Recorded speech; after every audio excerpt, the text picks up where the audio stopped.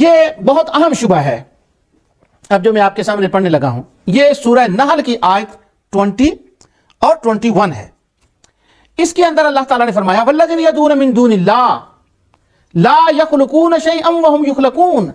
تم جن کی عبادت کرتے ہو انہوں نے تو کچھ پیدا نہیں کیا, یہ تو خود بنائے گئے ہیں. وہم یخلقون, ان کو تو پیدا کیا گیا, یہ خود بنائے گئے ہیں. دوسرا فرمایا اموات غیر احیاء, یہ مردے ہیں مردے. وما یشعرون ایان یبعثون, ان کو معلوم نہیں ان کو کب اٹھایا جائے گا. یہاں پھر شبہ ڈال دیا.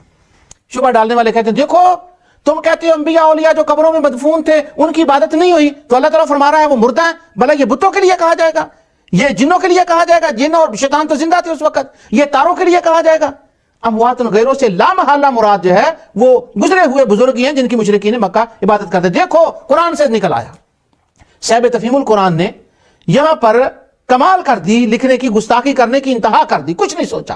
انہوں نے شہیدوں کو مردہ کہہ دیا. وہ لکھتے ہیں کہ ظاہر ہے کہ اس آیت سے مراد لکڑی پتھر کے بت یا ملائکہ یا جن مراد نہیں ہو سکتے, یہ تو قبروں والے ہی مراد ہو سکتے ہیں, کیونکہ اموات غیر احیاء آ گیا کہ وہ مردہ ہیں. اور دوسری کہ وما یشعرون ایان یبعثون, ان کو نہیں پتا کہ ان کو کب اٹھایا جائے گا. بھلا بتوں کے لیے بھی ہے کہ ان کو کب اٹھایا جائے گا. تو یہ آیت تو لا محالہ پکی مور ہو گئی نبیوں اور ولیوں کے اوپر جو دنیا سے چلے گئے. یہ صاحب تفہیم القرآن نے کوئی خارجیوں کی تفسیر اٹھا لیں آپ, اس کے اندر آپ اس کو برستے ان کو پڑھیں گے اور وہ لے آئیں گے کھینچ کر انبیاء اور اولیاء کو اس کے اندر. آپ اس شبے کو دور کر لیں. اور غالباً پہلا جو عام طور پر اس کے شبے کو دور کیا جاتا ہے وہ یہ ہے کہ امام طبری سے لے کر قاضی شوکانی تک, قرطبی, طبری, رازی, بزاوی, جتنے مفسرین ہیں انہوں نے کہا کہ اس سے مراد بت ہیں. لیکن وہ یار لوگ تفسیروں کو تو نہیں مانتے, ان کی آیت تو قرآن کی آیت ہے. وہ کہتے ہیں ہم نہیں مانتے رازی کو, ہم نہیں مانتے طبری کو, ہم نہیں مانتے ابن کثیر پر, چپ کر جاتے ہیں. لیکن انہوں نے تو لکھا بت مراد ہے. لیکن میں تفسیروں کے حوالے سے نہیں, میں نے قرآن کے حوالے سے آپ کے سامنے بات رکھنی ہے. دو باتیں سن لے. پہلا اس کا جملہ ہے جہاں سے شبہ پیدا ہوتا ہے اموات غیر احیاء, وہ مردہ ہیں. تو کیا مردہ صرف اس کو کہا جاتا ہے قرآن میں جو انسان ہو اور اس سے جان نکالی جائے, اسے مردہ کہا جاتا ہے صرف قرآن میں؟ آئیے پڑھیے سورہ بقرہ کی 28 آیت, اور لفظ موت اور اموات کا معنی دیکھیے قرآن کیا فرماتا ہے. اللہ تعالیٰ فرماتے ہیں کیف تکفرون باللہ وکنتم امواتا فاحیاکم, اللہ کا تم کیسے انکار کرتے ہو. تکفرون باللہ, کیسے اللہ کا انکار کرتے ہو. وکنتم امواتا, تم مردہ تھے. فاحیاکم, اس نے تمہیں زندگی دی. ثم یمیتکم, پھر تمہیں وہ مارے گا. ثم یحییکم, پھر تمہیں وہ زندہ کرے گا. ثم الیہ ترجعون, پھر تمہیں اس کی طرف لوٹ کر جانا ہے. اب جو ہم دنیا میں پیدا ہوئے ہیں اور اس زندگی کے بعد جب موت آئے گی تو ہم مردہ ہوں گے, وہ ہوگا ثم یمیتکم.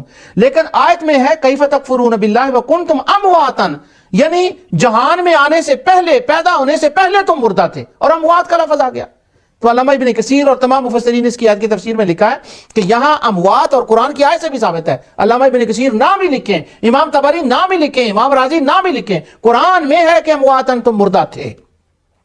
تو مردہ کس کو کہا گیا؟ یعنی عدم کو, جب تم کچھ بھی نہ تھے تو میں نے تمہیں زندگی دی, میں نے تمہیں پیدا کیا. تو قرآن میں موت کا لفظ اس چیز پر بھی بولا جاتا ہے جو کچھ بھی نہ ہو, جو عدم ہو, جس کی کوئی حیثیت نہ ہو, اس کو بھی قرآن میں مردہ کہا گیا ہے اور کہا جاتا ہے. سورہ یاسین اللہ تعالیٰ فرماتے ہیں وآیۃ لہم الارض المیتہ, وآیۃ لہم الارض المیتہ, اللہ کی نشانیوں میں یہ نشانی ہے کہ اس نے مردہ زمین کو زندہ کیا. فاحیا بہ الارض بعد موتہا, وہ مر گئی تھی, مردہ تھی زمین, اس کو زندہ کیا. سبحان اللہ, ارے زمین کے اندر کوئی جان ہوتی ہے؟ تو معلوم ہوا اللہ تعالیٰ کے نزدیک مردہ کا معنی اور ہے, اور جو لوگ شبہ ڈال رہے ہیں ان کے نزدیک مردہ کا معنی اور ہے. تو اموات غیر احیاء, یہ بے جان بتوں کے لیے کہا گیا ہے کہ یہ مردہ ہیں, یہ کچھ بھی نہیں ہے, یہ نوتھنگ ہے. جیسے زمین مردہ ہے اسی طرح یہ بت مردہ ہے. اب دوسرا شبہ جو ہے کہ وما یشعرون ایان یبعثون, ان کو نہیں معلوم کہ کب اٹھایا جائے گا. اب اس پر شبہ یہ وہ ڈالا جاتا ہے کہ بتوں نے بھی اٹھایا جانا ہے. اگر اس سے مراد بت لیتے ہیں تو کیا بتوں اٹھایا جانا ہے؟ جی ہاں, بتوں میں اٹھایا جانا ہے. آئیے قرآن کریم کی سورہ عنکبوت کی آیت 25 تلاوت کریں. اللہ تعالیٰ رب العزت ارشاد فرماتا ہے بتوں کے بارے میں, اور وہاں بت کا لفظ آ گیا. حضرت ابراہیم علیہ السلام کی ایک لانگ سپیچ ہے جو سورہ عنکبوت کے اندر ہے, اور آیت 25 والی سپیچ کے اندر جو سپیچ ہے اس کا میں آپ کو وہ حصہ پڑھ کر بتا رہا ہوں. ابراہیم علیہ السلام نے فرمایا وقال انما اتخذتم من دون اللہ اوثانا مودتا, یہ یہاں پر اوثان کا لفظ جو ہے وہ ساتھ آ گیا ہے. اوثان وسن، وسن ایک بت کو کہتے ہیں اور اوثان جو ہے وہ اس کی جمع ہے۔ وقال انما اتخذتم من دون اللہ، اور ابراہیم نے فرمایا تم نے تو اللہ کے سوا یہ بت بنا لیے ہیں جن سے تمہاری دوستی دنیا کی زندگی تک ہے، مودۃ بینکم فی الحیات الدنیا، جن بتوں کو اوثانم مودتا اوثانم مودتا اوثانم مودتا، یہ میں اس لیے کہہ رہا ہوں کہ یہ بہت بڑا شبہ ہے جو میں آپ کا دور کر رہا ہوں۔ اوثانم مودتا، اللہ تعالیٰ کی توفیق سے یہ بت جن کو تم نے دوست بنا لیا ہے، ان کو خدا بنا لیا اللہ کے سوا، یہ صرف دنیا میں ان کی تمہارے ساتھ دوستی تعلق محبت ہے۔ ثم یوم القیامہ، باقی رہا قیامت کا معاملہ، جب قیامت آئے گی، یکفر بعضکم ببعض، تم ان کا انکار کرو گے اللہ کے سامنے، یہ تمہارا انکار کریں گے، یہ کہیں گے ہم ان کو نہیں جانتے، تم کہو گے ہم ان کو نہیں جانتے، وَيَلْعَنُ بَعْضُكُمْ بَعْضًا، اور تم ایک دوسرے پر لعنت بھیجو گے، تم کہو گے میں تجھ پہ لعنت بھیجتا ہوں، ہم نے تمہاری عبادت کی بتوں، وہ کہیں گے ہم تم پہ لعنت بھیجتے ہیں، تم نے تو ہماری عبادت نہیں کی، وہ ایک دوسرے کا انکار کریں گے اور لعنت ڈالیں گے، اور پھر فائنلی کیا ہوگا؟ وَمَأْوَاكُمُ النَّارُ وَمَا لَكُم مِّن نَاصِرِينَ، اللہ تعالیٰ فرماتا ہے اور تم سب کا ٹھکانہ جہنم ہے اور تمہارا کوئی مددگار نہیں۔ ارے اللہ کے بندو، اگر بتوں نے قیامت کے دن دوبارہ زندہ نہیں ہونا تو ذرا یہ تو بتاؤ کہ وہ اپنے ماننے والوں کا انکار کیسے کریں گے، اور وہ ان کا انکار کیسے کریں گے، وہ ایک دوسرے پر لعنت کیسے ڈالیں گے، ان کو جہنم کے اندر کیسے پھینکا جائے گا؟ تو معلوم یہ ہوا کہ ان کو اٹھایا جائے گا، زندہ کیا جائے گا، اور زندہ کرنے کے بعد ان کو جان دی جائے گی، ان کو آنکھیں دی جائیں گی، زبان دی جائے گی، تو ان کو زندہ کر کے وہاں پھینکا جائے گا جہنم کے اندر۔ تو سورہ نحل کی آیت جو تھی جس میں 21 آیت میں فرمایا گیا کہ اموات غیر احیاء، یہ مردے ہیں، اور اس سے پہلی آیت سے بھی مسئلہ کلیئر ہو جاتا ہے، یدعون لا یخلقون شیئا وهم یخلقون، انہوں نے تو کسی چیز کو بنایا نہیں، یہ تو خود بنائے گئے ہیں، تم نے اپنے ہاتھوں سے ان کو تراشا ہے، اور یہ مردے ہیں، ان کا نوتھنگ ہے، کچھ نہیں ہے یہ، اور یہ وما یشعرون ایان یبعثون، ان کو نہیں پتا کہ کب اٹھائے جائیں گے۔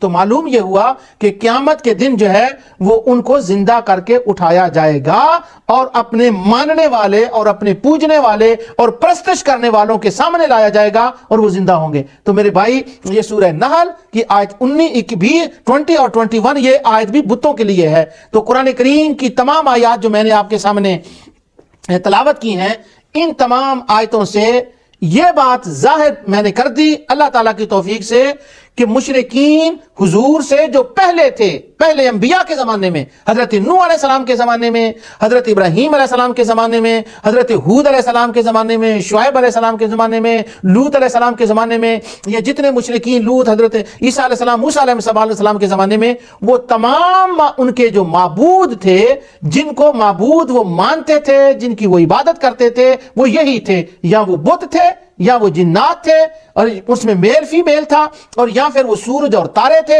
بس انہی کا ہی قرآن کریم میں ذکر آتا ہے۔ کہیں بھی قرآن کی آیت میں ایک لفظ نہیں آتا جس میں یہ کہا گیا ہو کہ وہ حضرت آدم کی عبادت کرتے تھے، حضرت ابراہیم کی عبادت کرتے تھے، یا حضرت نوح کی عبادت کرتے تھے، انہوں نے صالحین کی عبادت۔ یہ صرف ایک عطا خراسانی کی ایک روایت ہے جس کو بعض بڑے شخصیات نے لکھ دیا ہے، ان پر انشاءاللہ جب میں اس روایت پر بات کروں گا تو وہ اس پر میں آپ کو اس سے تفصیل بتاؤں گا۔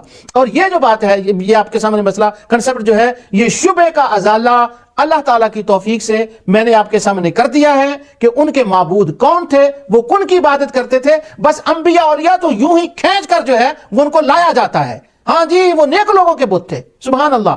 اصحاف اور نالا نیک تھے، امام مسلم فرماتے ہیں، حافظ ابن کثیر نے ان الصفا والمروہ من شعائر اللہ، اس کی تفسیر میں لکھا ایک اصحاف اور نائلہ، بندے کا نام اصحاف تھا اور عورت کا نام نائلہ تھا، ان دونوں نے کوشش کی یا بدکاری کرنے کی کوشش کی یا نعوذ باللہ کعبے کے اندر کر ڈالی، اللہ نے دونوں کو مسخ کر دیا، دونوں کی شکلیں بگڑ گئیں، وہ پتھر بن گئے وہیں پر۔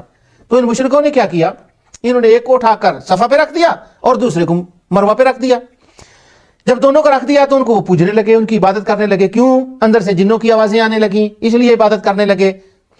اب لوگ کہتے ہیں کہ جو بت بنائے گئے تھے وہ نیک صالح لوگوں کے تھے، اور امام مسلم اور علامہ ابن کثیر اور امام طبری، قرطبی، تمام محدثین، دنیا امت یہ کہہ رہی ہے کہ ظالموں، اصحاف اور نائلہ نیک اور صالح نہیں، وہ بدترین بدکار تھے جنہوں نے بدکاری اللہ کے گھر میں جا کر کی، نعوذ باللہ من ذالک، یا اس کا ارادہ کیا اور خدا نے ان کو مسخ کر دیا۔ یہ آج جو ہے ان الصفا والمروہ من شعائر اللہ فمن حج البیت او اعتمر، صفا مروہ اللہ کی نشانیوں میں سے نشانی ہے. فمن حج البیت و اعتمر فلا جناح علیہ، وہ جو حج یا عمرہ کرے تو اس پر کچھ گناہ نہیں ہے ان یطوف علیہما، اگر وہ دونوں کی سعی کرے، طواف کرے. یہاں اگر سادہ آیت کا ترجمہ کرے نا تو یوں پتہ چلتا ہے صفا مروہ اللہ کی نشانیوں میں سے نشانیاں ہیں. ہر جو حج اور عمرہ کرنے والا ان کے دونوں کے درمیان سعی کرے، طواف کرے، فلا جناح علیہما ان یطوف بہما، ان دونوں کے درمیان ان کا طواف کرے، سعی کرے. اگر نہ کرے تو کوئی بات نہیں، یعنی اس ترجمے سے ہی یہ بات نکلتی ہے، مگر یوں نہیں ہے. ام المومنین سیدہ عائشہ صدیقہ رضی اللہ تعالی عنہ فرماتی ہیں کہ بات یہ تھی کہ مشرک جب صفا سے سعی شروع کرتے تو وہ اصحاب کو ہاتھ لگاتے، اس کے پاس جاتے، اس سے مراد مانگتے، اس سے سلام کرتے، خدا کہتے، اور پھر جب وہ مروہ کی طرف جاتے تو وہاں نائلہ کا تھا، اس کے پاس جاتے. اب جب دونوں کو وہ طواف کرنے سے پہلے، سعی کرنے سے پہلے، جیسے ہم کھڑے ہو کر صفا اور مروہ کے اوپر ہاتھ پھیلا کر کعبے کی طرف منہ کر رب العالمین کے آگے دعائیں کرتے ہیں، وہ اصحاب اور نائلہ کے سامنے کھڑے ہوتے اور ان کے آگے دعائیں کرتے، تو ہمارا بیٹے ٹھیک کر دے، مجھے اولاد دے دے، مجھے جنگ میں فتح دے دے، مجھے یہ کر دے. وہ ان بے ایمانوں بدکاروں کے سامنے کھڑے ہو کر یوں کرتے. اب جب مسلمان یہ حال دیکھتے تو وہ کہتے ہیں ہمارا دل تو نہیں مانتا کہ ہم اس جگہ سعی بھی کریں جہاں یہ کام ہو رہا ہے. تو ام المومنین سیدہ عائشہ صدیقہ رضی اللہ تعالی عنہا ارشاد فرماتی ہیں کہ اللہ تعالیٰ نے اس آیت کو نازل فرمایا مسلمانوں کے لیے جب وہ مکے میں تھے کہ کوئی بات نہیں، تم سعی کر لیا کرو، فلا جناح علیہما یطوفا، تم پر کوئی حرج نہیں، ان کی یعنی اصحاب اور نائلہ کی موجودگی میں بھی اگر سعی کرو تو تم پر کوئی گناہ نہیں ہے. لیکن پھر بعد میں وقت آیا جب اللہ تعالیٰ نے نبی اکرم نور مجسم صلی اللہ علیہ وسلم اور مسلمانوں کو فتح عطا فرمائی، انہوں نے نائلہ کے بھی ٹکڑے کر دیے، اصحاب کے بھی ٹکڑے کر دیے، لات کے بھی ٹکڑے کر دیے، منات کے بھی ٹکڑے کر دیے. اور نبی کریم صلی اللہ علیہ وسلم نے فرمایا اب قیامت تک ان کے اندر جو ہے وہ شیطان بول کر سرزمین حجاز میں ایسا کام نہیں کریں گے، اور دنیا میں کرتے تو کرتے پھریں. اللہ تعالیٰ کی توفیق سے میں نے آپ کے سامنے ایک شبہ جو ہے اس کو دور کرنے کی کوشش کی ہے. مجھے معلوم نہیں کہ کہاں تک اس کی کامیابی ہوئی ہے، یہ ناظرین پر ہے. جو کچھ میں نے بیان کیا اللہ اپنے حبیب کے صدقے سے اس کو قبول فرمائے. وما علینا